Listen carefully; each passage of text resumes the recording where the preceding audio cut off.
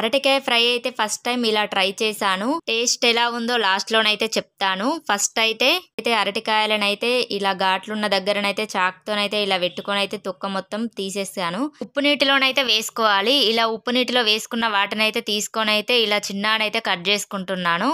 ఇలా చిన్నగా కట్ చేసుకొని అయితే వీటిని కూడా మళ్ళీ ఉప్పు నీటిలోనే వేసుకోవాలి. తర్వాతనైతే ఒక కడాయి పెట్టుకొని అందులోనైతే తగినంత ఆయిల్ వేసి అయితే ఉల్లిపాయలు మగ్గిన తర్వాత అల్లం వెల్లుల్లి పేస్ట్ అయితే వేసుకోవాలి. తర్వాత అరటి ముక్కలనైతే ఒక స్టెయినర్లోనైతే వాటర్ అంతా పోయే వరకు ఉంచి ఈ అరటి ముక్కలనైతే కడాయిలోనైతే వేసుకోవాలి. తర్వాతనైతే కొంచెం మగ్గిన తర్వాత పసుపు ఉప్పు అయితే యాడ్ చేసుకోవాలి.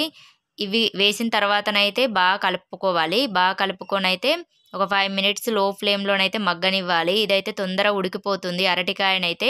ఇందులోనే కారం ధనియాల పొడి వేసుకొని అయితే దించుకోవడమే. అరటికాయ ఫ్రై అయితే నాకు వండ రాలేదో లేకపోతే అది ఉండడమే అలా టేస్ట్ ఉంటుందేమో కానీ నాకైతే టేస్ట్ అయితే అస్సలు నచ్చలేదు.